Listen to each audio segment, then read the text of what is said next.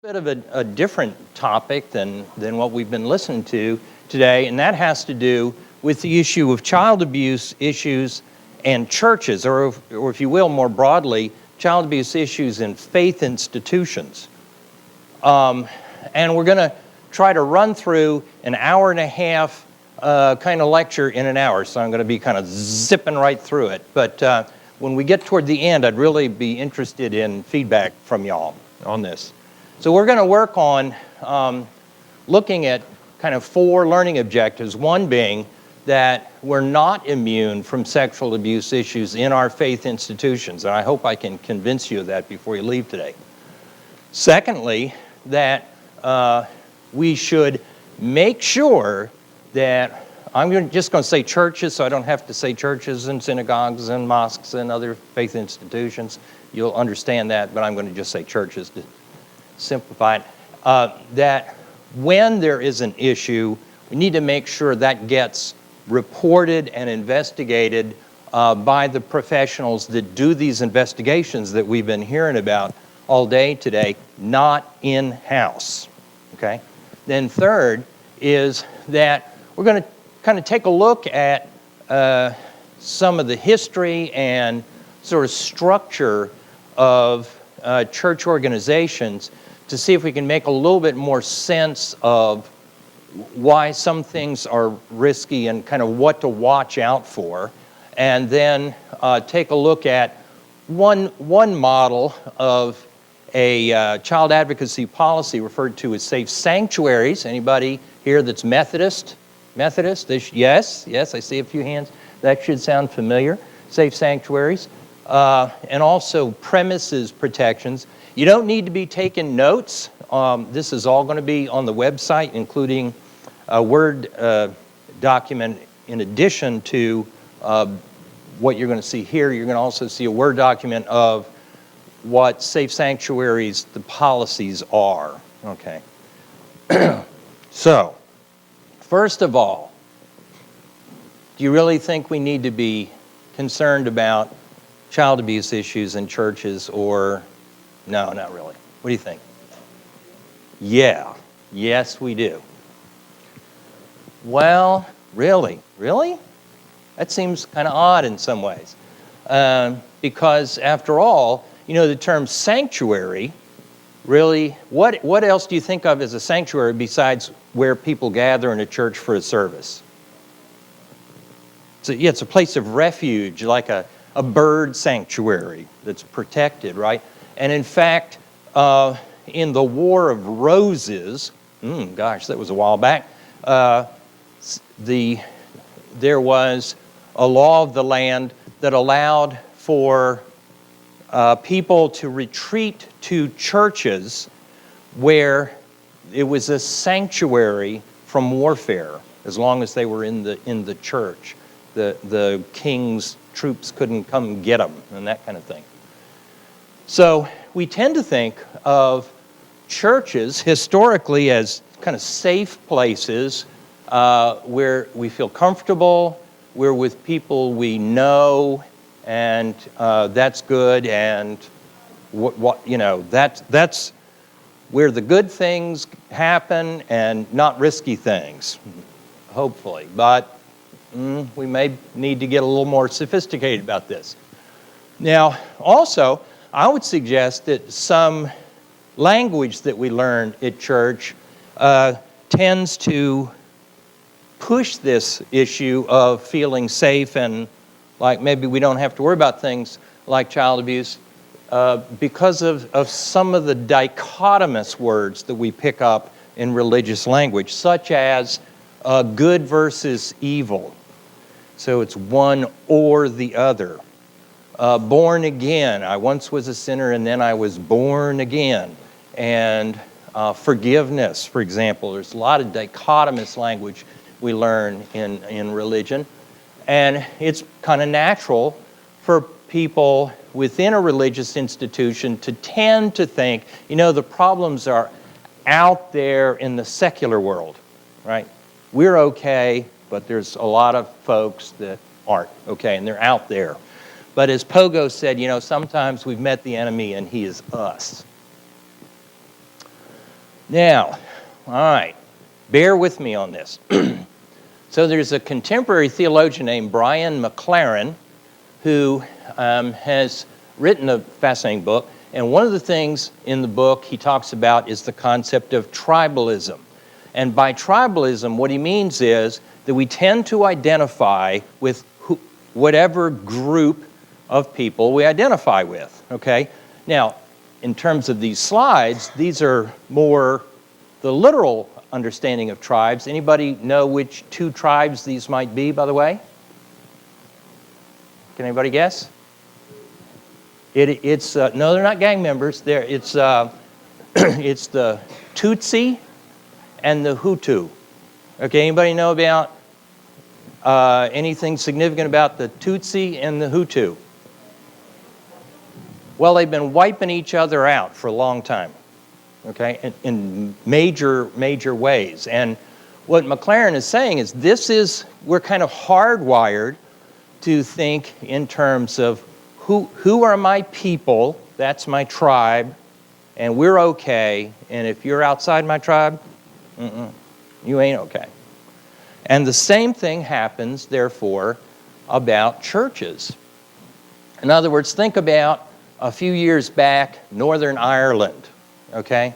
So what were the tribes that were having the troubles? The Protestants and the Catholics, exactly. Or more contemporary, the Christians and the Islamic folks. And the trick, Brian McLaren says, is to not try to suppress that sort of hardwired way we relate to a group of people, but rather to do that in a way that absorbs positives without contrasting with others in a negative way. In other words, that we not think my group's okay because it's not like those bad people over there, but just my group's okay. And, or, to be able to say things like, Jesus is cool, but some of his followers give me the creeps, okay? If that, in fact, is the way you feel, then, to be able to do that. So it's not, no, that person's in my tribe, and therefore must be okay, and kind of do that kind of thinking, that sort of tribal thinking. Well, so let's get more specific to how that applies to child abuse issues. Anybody recognize the feller on the right? Yeah, it's Jerry Sandusky. And we could say, in some respects, that the problem with that whole sexual abuse scandal at Penn State had something to do with the fact that Jerry Sandusky was in the tribe of Penn State football. Okay, a very strong tribal connection. And that Penn State had numerous complaints and warnings that they overlooked because he was in the tribe. Is that making sense? Does that make sense? Okay. Now, let's also not go crazy overboard in the opposite direction. Now, this is going to be foreign to some of you, this notion, but okay, remember those of you who are Christians, okay, Jesus said, first you need to love your God, and then love who else? Your neighbor, right? Love your neighbor. Who's that? Who's your neighbor? People around. Okay, does it exclude anybody?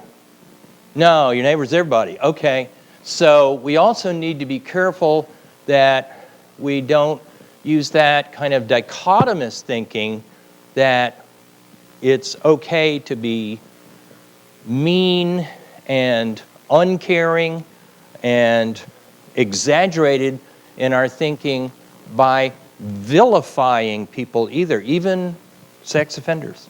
We need to be careful about that too. So if in fact it's difficult to have this sort of religious group identity that we might say is related to tribalism without being against other groups. How's that work? Where's that coming from? Well, let's see. Sandra, would you raise your hand? Okay, Dr. Sandra Lewis over here is the president of the For Insight Foundation, and she would say, well, you know what that's really all about is that the group that we identify with is a self-extension, is our this is part of who we feel like is related to who we are, and I really care about that. So that's a self-emotionally related association. It's a self-extension I really care about, or a SIRA. If you'd like to know more about those kind of concepts, come join us sometime at the For Insight Foundation seminars. Next one, Sandra, being at Northminster Presbyterian Church, okay? Or if you just want to check it out, I think I've got a reference to the website at the end here. So that may be kind of why we get into that tribal thinking. Well, now, here's a question I want to get you to think about.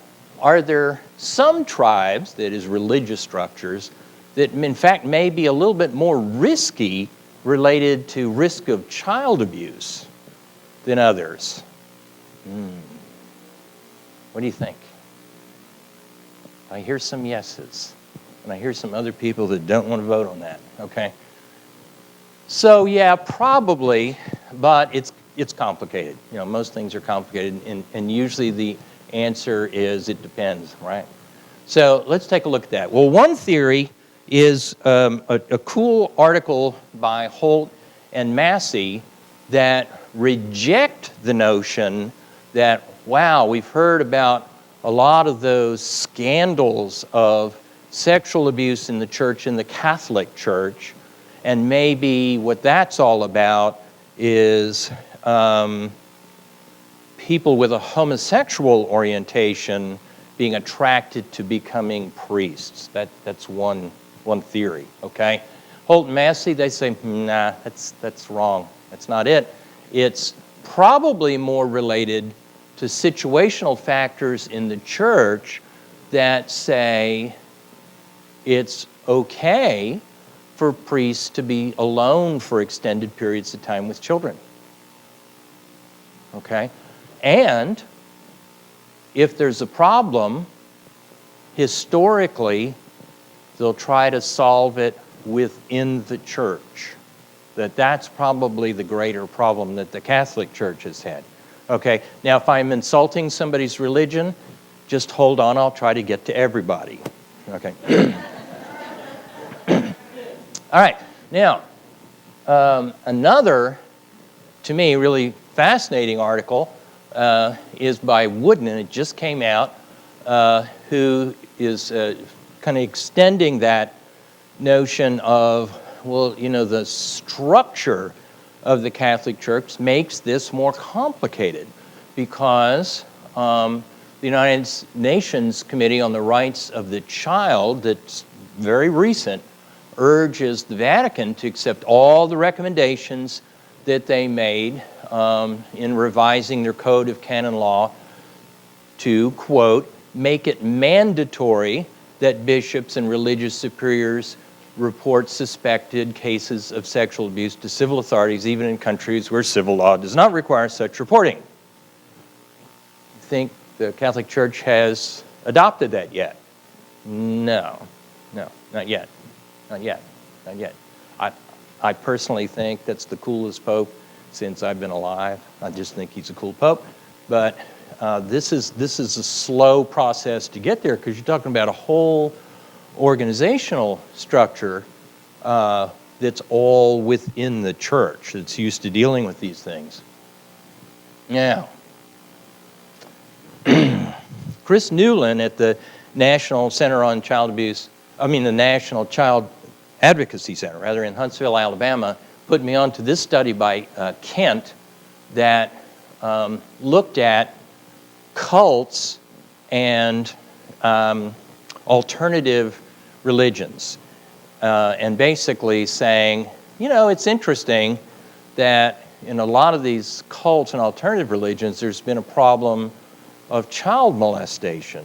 And what's up with that? So what Kent would say is, well, hey, maybe the people that get these organizations going may have some motivation of paraphilic or sexually deviant interests in children, and get the church organization going with that motivation in mind.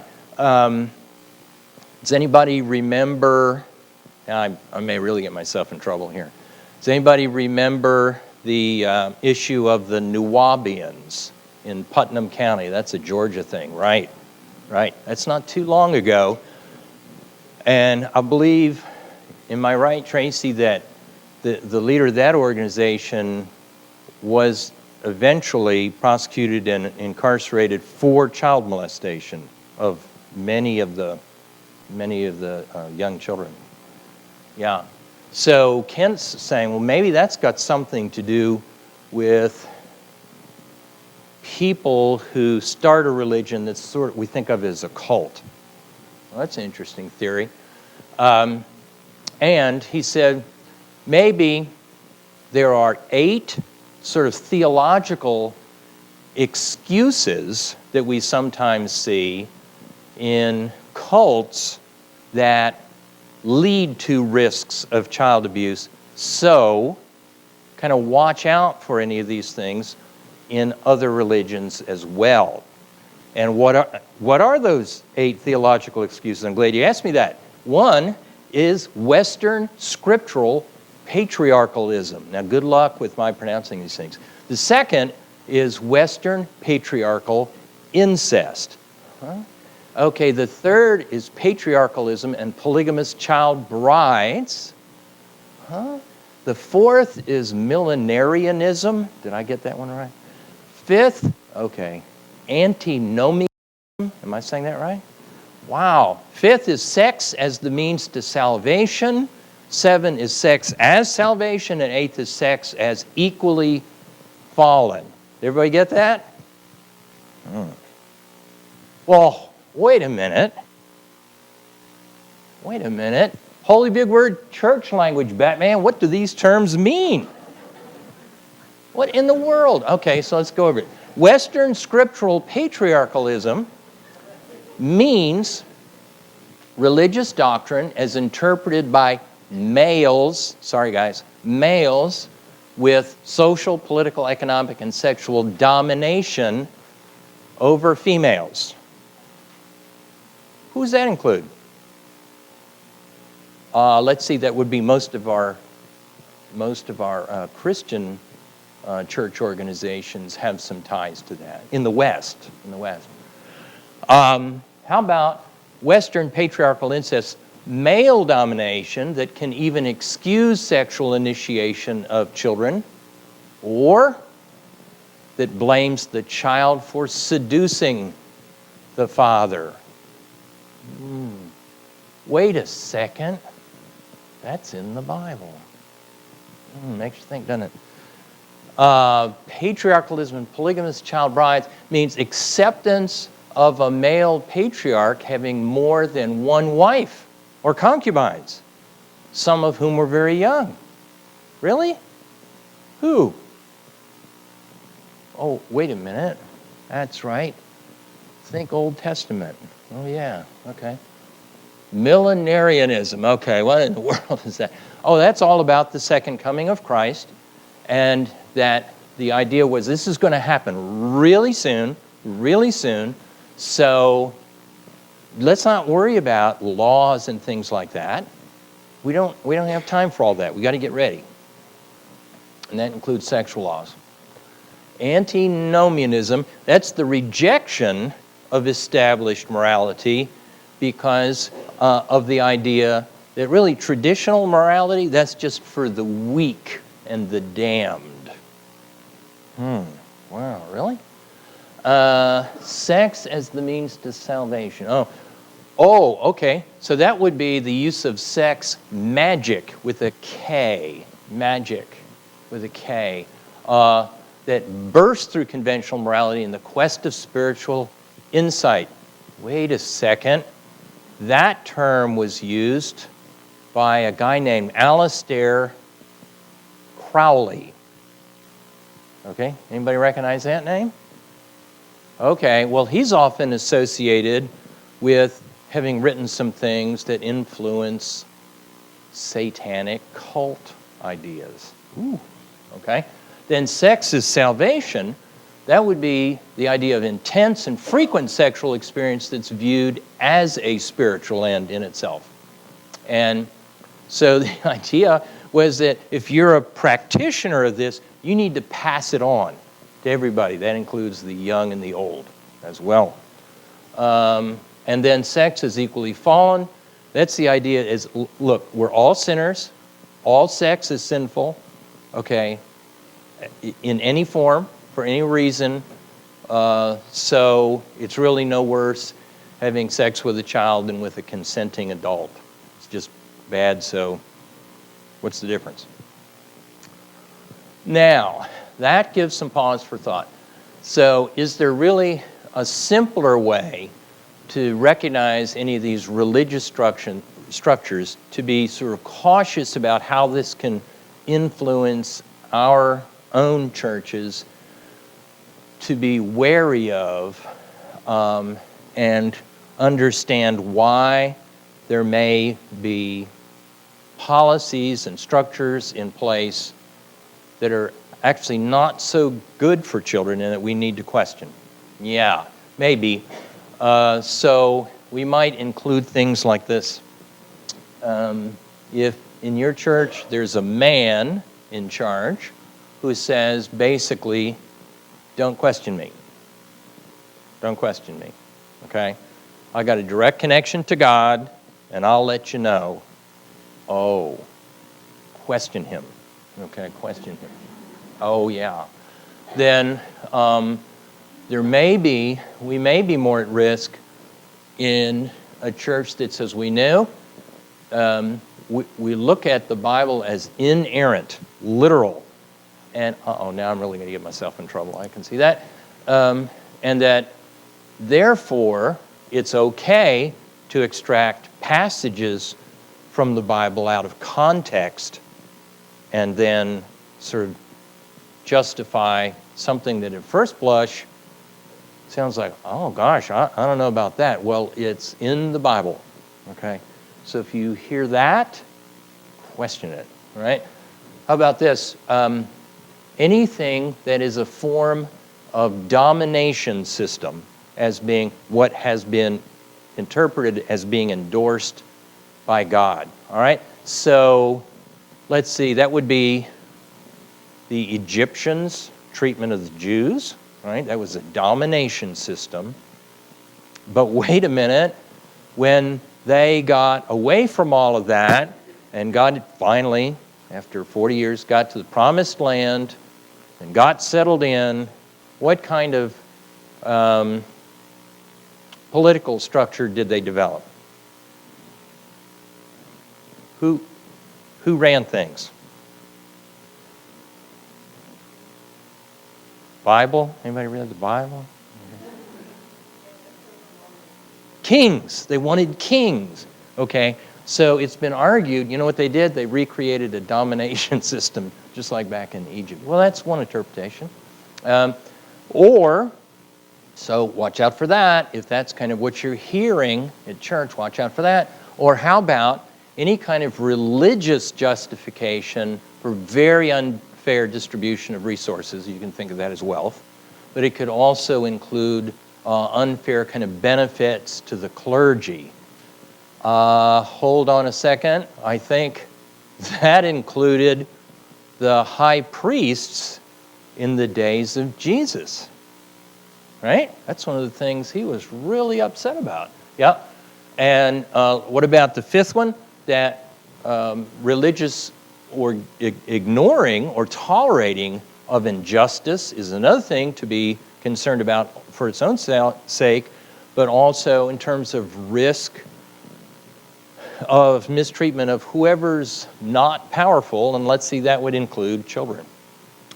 And then anything that's got to do with gender restrictions on females in the church. Oh, I know I've got myself in trouble now. Okay. Now, am I saying don't believe any of that stuff? No, I'm saying just think about these things and how that could increase risk a little bit. So, is there anything that is a sort of religious structure that can reduce risk of abuse to children? Maybe, all right? So, for example, and this is just one idea.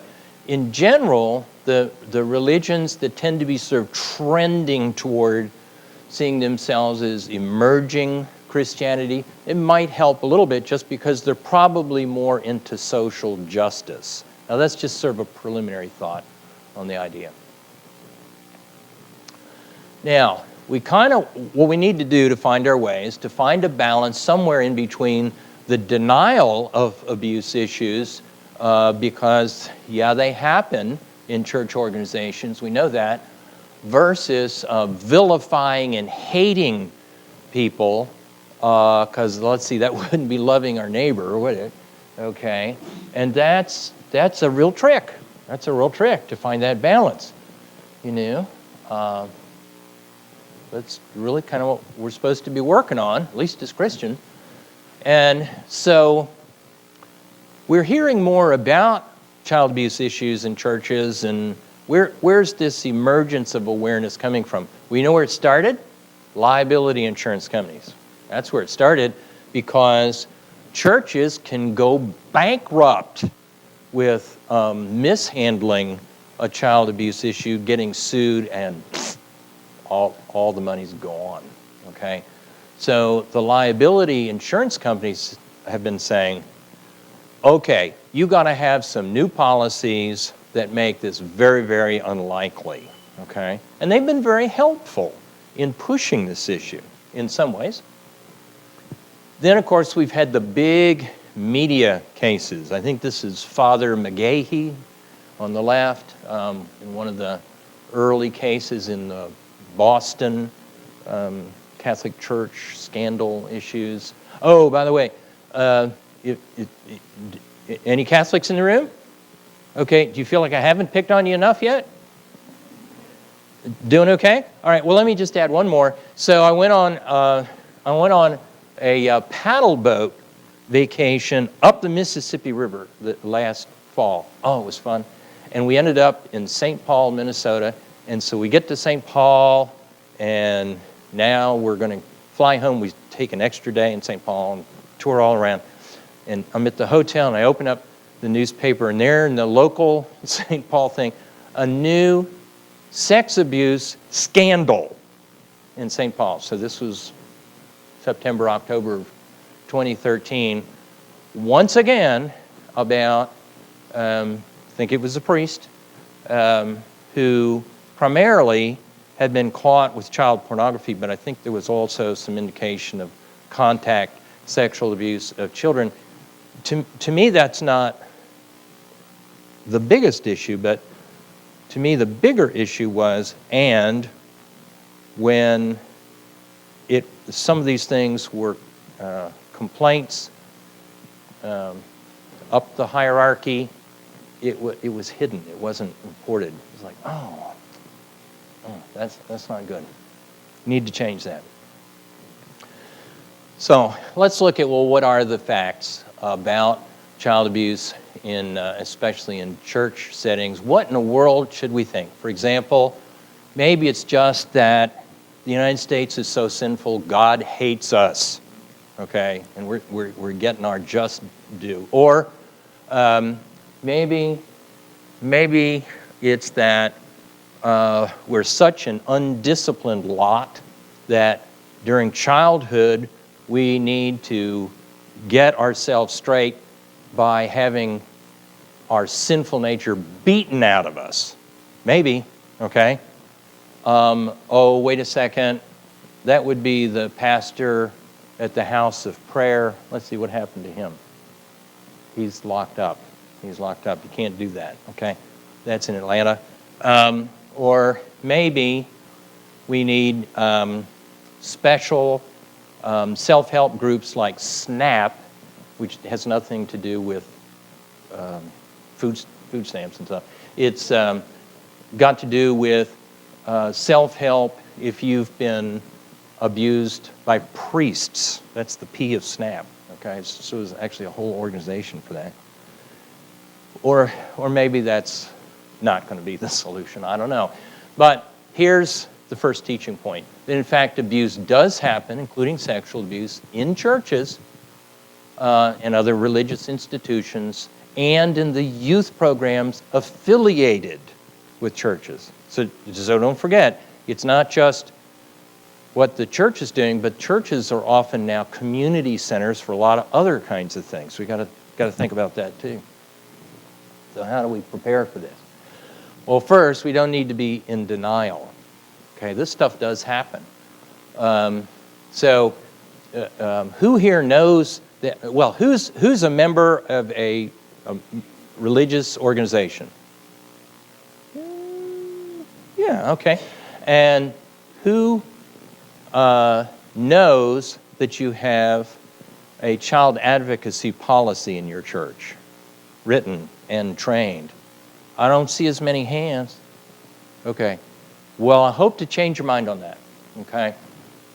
We don't need to be in denial that we need to think very carefully about these issues, that in fact sexual abuse can and does sometimes occur in religious groups because, well, people are people, okay? Anybody know who that person is, by the way? It's a fictional character. That'd be Alfred E. Newman. Alfred E. Newman. And so how come churches, what's up with that? Well, first of all, church is a very welcoming and accepting place. For you people that raised your hands at your members of churches, do you have somebody at the door saying, "Can I see your ID?" Okay, do you have reference? No, come on in. Welcome, everybody. Very welcoming. We learn about forgiveness and grace, right? So here's the biggest one, I think. Child molesters don't always tell you they're child molesters. Really? Okay.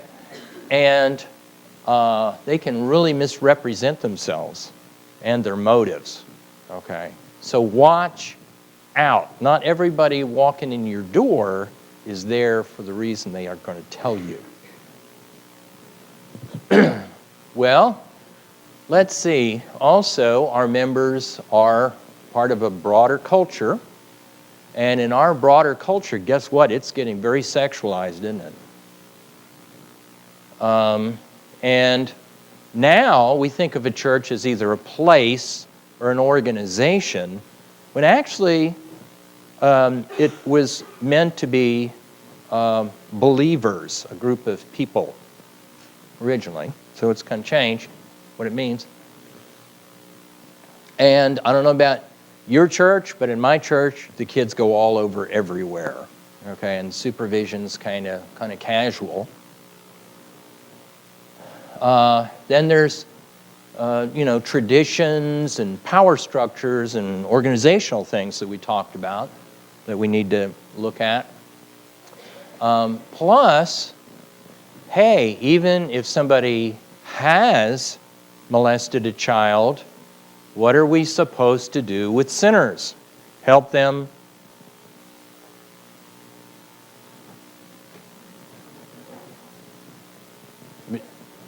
Do y'all need a sermon on this? Okay. Yeah, we're supposed to encourage them towards redemption for admitting their sins and seeking forgiveness and reconciliation. Okay, think about that.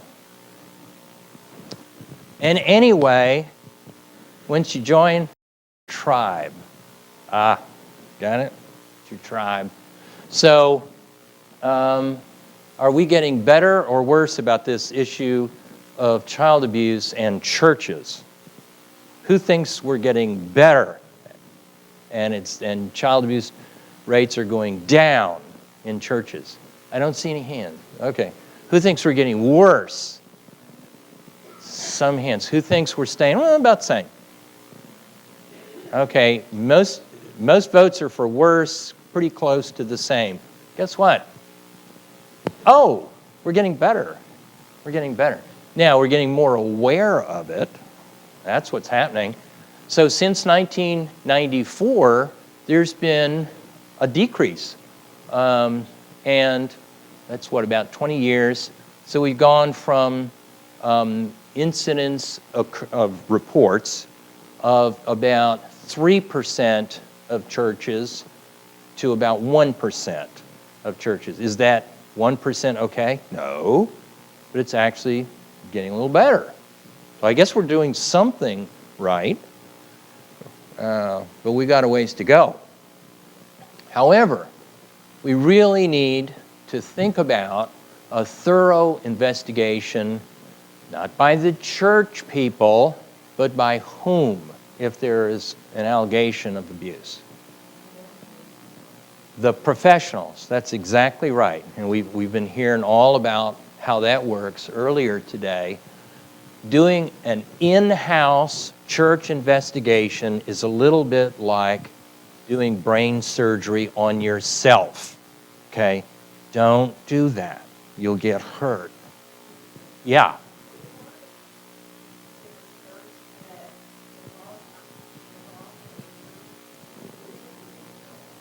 One of the problems has, great question.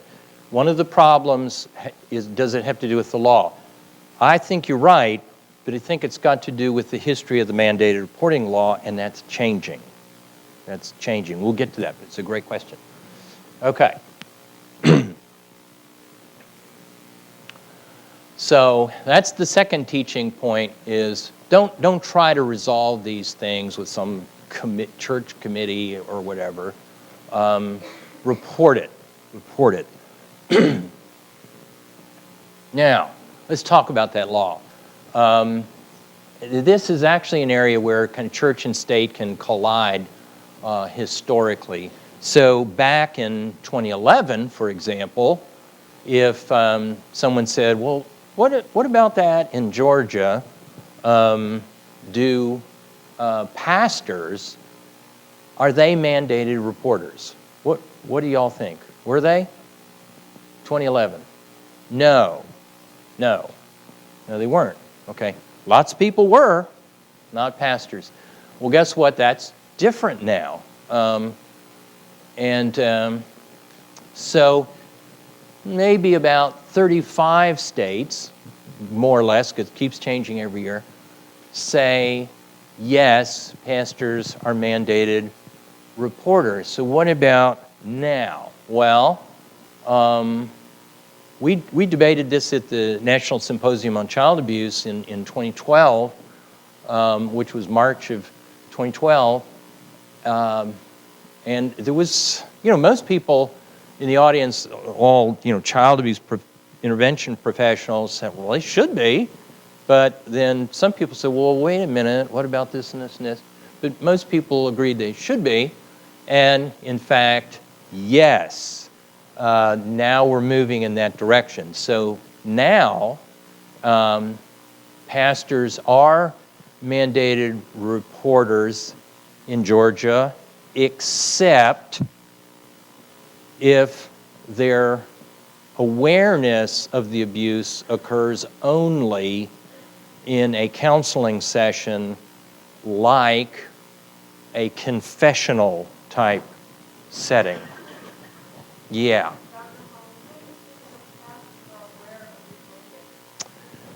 In the South Georgia Conference of the Methodist Church, it would be 100%, but I can't answer that generally. But this is now the law of the land. And so here's what I would suggest about, well, what about that exception? What if the offender says, I need to meet with my pastor and have a counseling session? Pastor, this is confidential, isn't it? Yeah, okay, Well, I've molested my daughter, okay? Under those circumstances, as I interpret it, they are not mandated reporters. Can they report? Yeah, you can always report child abuse. Anybody can, all right? In the Methodist Church, if they want to be a Methodist pastor in the South Georgia Conference, they do have to report. I don't know about other denominations. And what I would argue is, even though you might think, well, that's so wrong about not reporting under those circumstances, why do you think a sex offender would go tell the pastor they've been molesting their child? Why would they?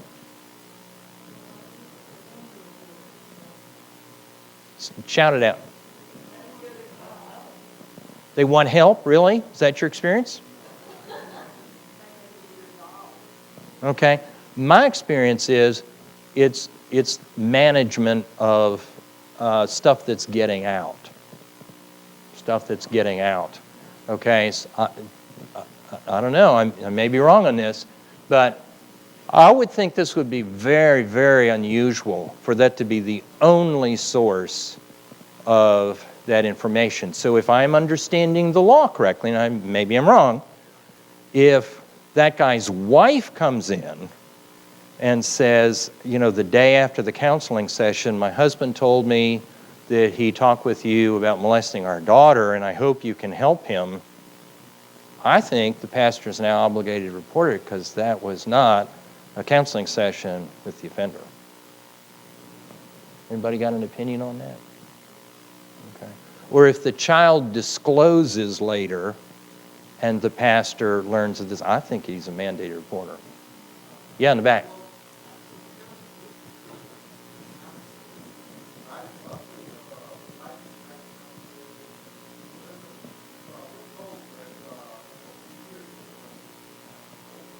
Yeah, counselors do. Right. Sure. So the question is about are pastors mandated reporters? And in Georgia, the answer is they didn't used to be, and now they are, except if that information occurs from the offender in a counseling session. Now go ahead with what you were saying. Right. Well, to lots of people in the field, it doesn't make sense that have to do with child abuse issues. But what I would suggest is this is going to be very, very unusual that it comes out only in that setting. And if it comes out in any other way, pastor is obligated. And by the way, if they want to be a preacher in the South Georgia Conference of Methodist Church, they still have to report it.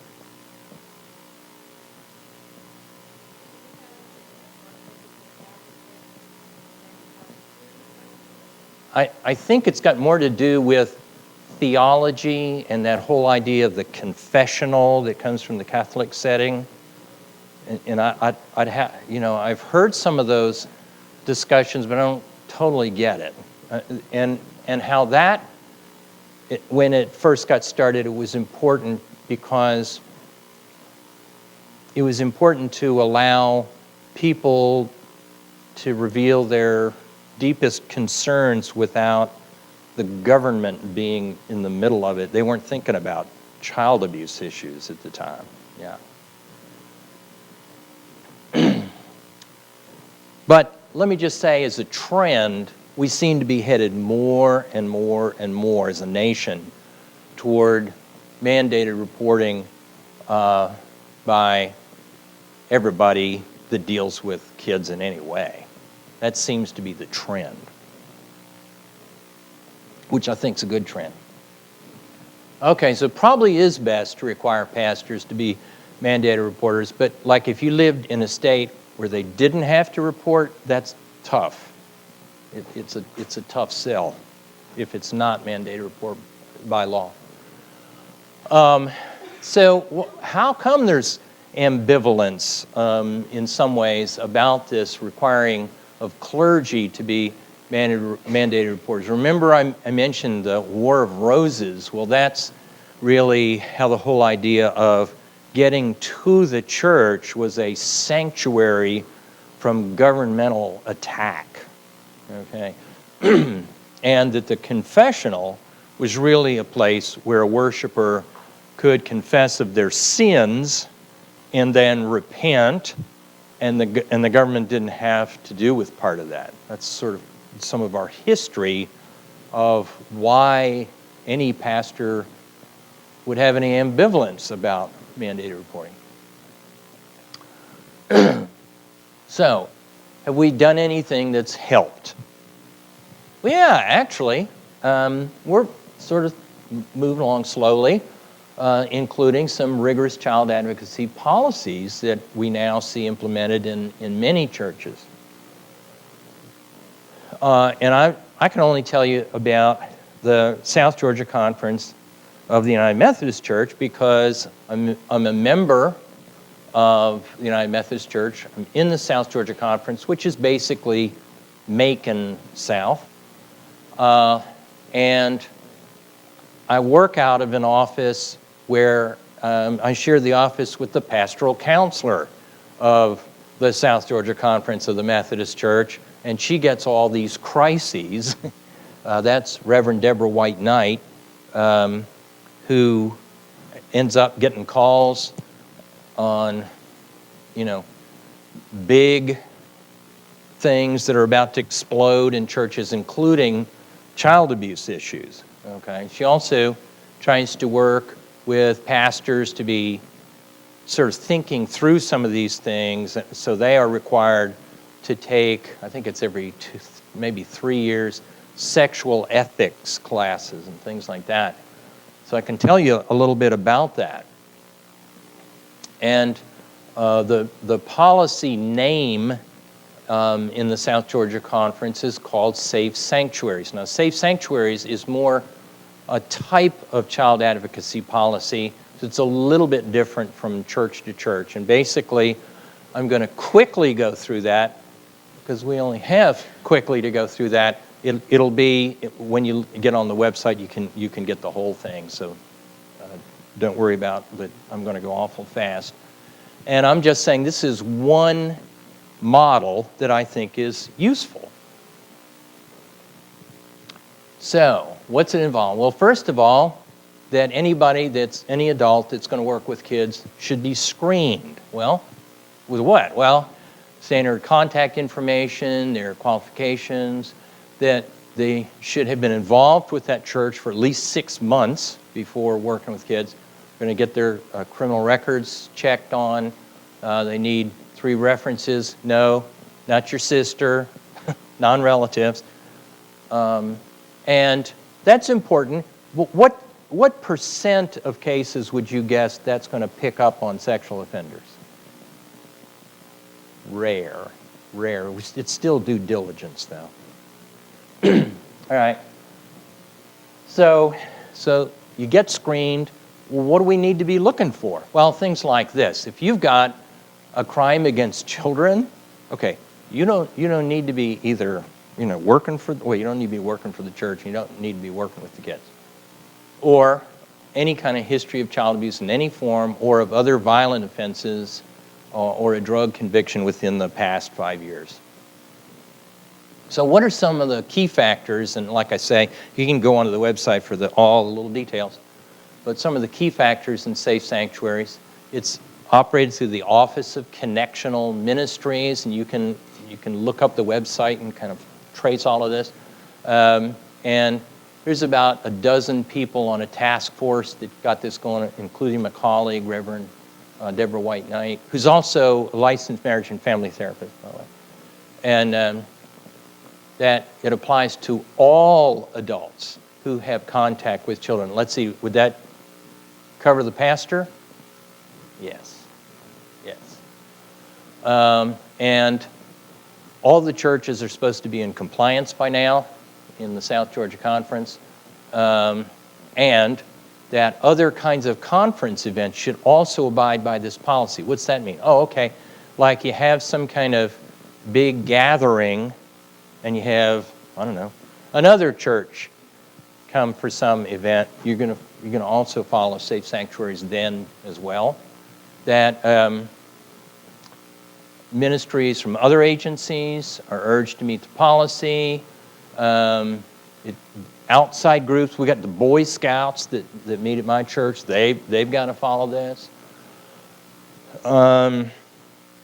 And the local church can have its own policy, its own kind of unique safe sanctuaries policy that's got to be at least as rigorous as sort of this description. So they're not all the same, but this is sort of the minimum standard. And it also applies to like vulnerable adults, like elder adults and that kind of thing. And then a child, of course, in this case, means somebody under the age of 18. So what about supervisory standards? Well, people have to have training in the program before they get into these roles. The 2-adult rule is basically the idea that if you're with a child or with kids, there needs to be 2 of you. 2 of you. Why do you think that might be useful? Well, yeah, I mean, it's kind of, it's accountability, and it's also witnessing. Witnessing. So it's actually a protection for the adults, too. And that we don't want to have, like, some college student that just graduated last year working with the youth who's just a year and a half older. No, they got to be at least 5 years older. The rooms are supposed to have windows, or else the door stays open. Guardians have got to sign permission and agree to the rules. Same stuff applies to the nursery. And the kids are asked to have at least one buddy with them for activities, not single kids alone. Somebody's got to know CPR. And even if there's counseling involved, then that's got to be in sight of a second adult, okay, rather than you go to a closed door talking with the child alone, kind of thing. And for overnight trips, yeah, at least 2 unrelated adults in the room. And how about reporting? Yup, all alleged abuse incidents will be reported. And now, by the way, with the current mandated reporting law, that not only covering pastors, but also volunteers who work with kids are now mandated reporters, in I think any youth-serving organization.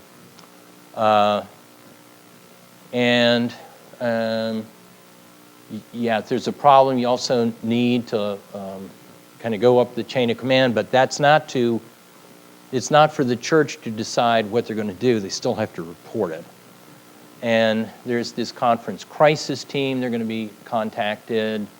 And what is child abuse? Well, it's what Georgia Code 19-7-5 says it is. And that's got to be reported.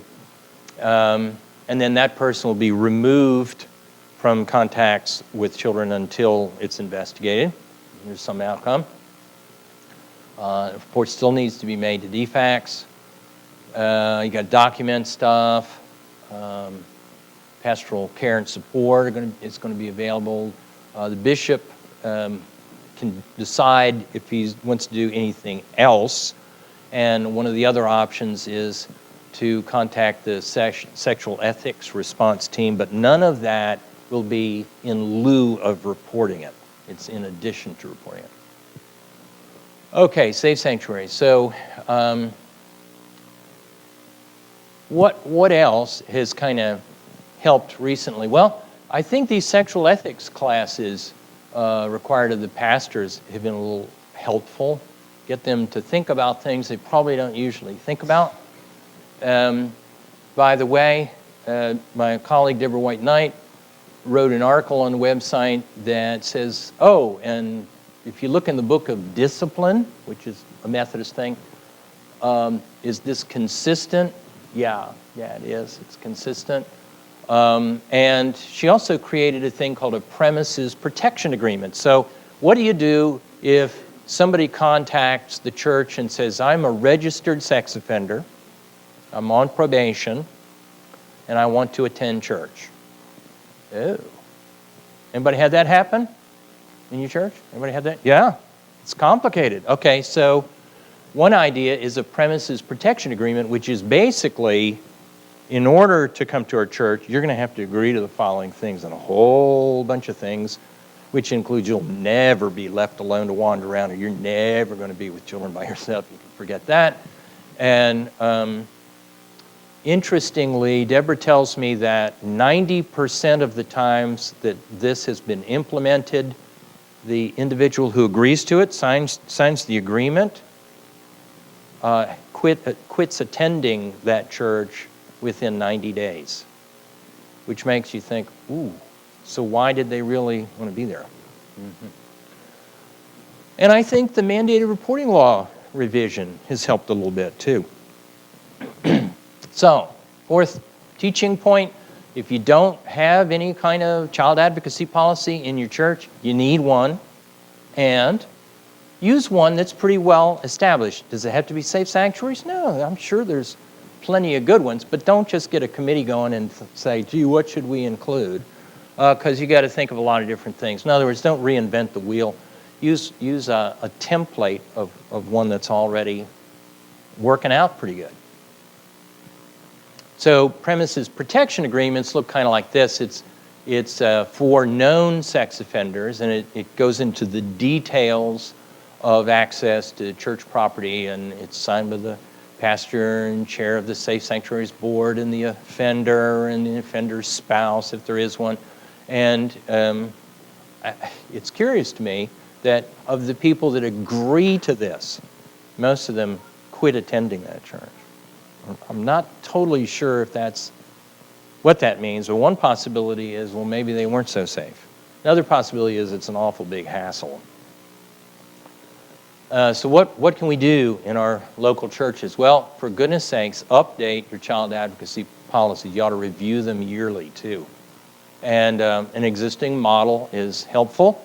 You want to become aware of what's been done elsewhere.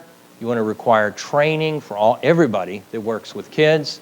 There probably needs to be group training. If it's like an online training thing, you probably want to have some kind of a test, because guess what? Sometimes when people say, okay, I'll do it online, they don't, if there's no, they don't always do it. They don't always do it. So if you've got a test, then they have to have looked at it. Don't investigate in-house. Don't ever do that. That's what really messes things up. And make sure that everybody understands if you're going to work with kids, you're a mandated reporter. So things to consider. Oh no, look at that first one. If you do all of this, will it guarantee that your children are safe? No. No. Sorry. Safer. They'll be safer. But there's no fail-proof approach. You want to supervise kids at all times in all areas of the church. And remember, there's always a first offense for a sex offender. Okay, so you're not going to always pick this up in background checks and so forth. That's not even going to get the majority of people. This is Victor Veith's ideas of 10 concrete suggestions. One is to consult with an expert. Make sure you understand that those helpful liability insurance companies that want you to do a good job so they don't have to pay out gazillions of dollars, okay? They also have a vested interest in not having abuse cases come up from the past. Could that happen? Yes, because do kids always disclose right away? No. No, they don't. So just be aware of that dynamic that, yeah, the insurance company may be helpful in suggestions about policies, but they're not going to be encouraging a real active investigation of something that happened before the policy went into effect. Mm-hmm. You want to have policies about, well, if you're going to have known sex offenders, under what conditions, make that very clear. People need background checks. You need, for the faith communities that also have schools associated with them, you need to think about these policies in the schools. Don't investigate. Oh my gosh, Victor Beath agrees with that. Yay. In-house, don't do that. Make sure there's a policy for the offenders who request church involvement. Forgiveness. Remember that? Forgiveness. So what about the offender who says, I feel so bad, what can I do? Should we get drawn into, let's gather around and now love and protect this person from consequences because they are genuinely remorseful and they've asked for forgiveness? No, report it. No, report it. Okay, 'cause it's probably got to do with cheap grace. Somebody knows they're about to get in big trouble. And you want to develop policies for how to respond if an allegation comes up, and you need annual training on this stuff.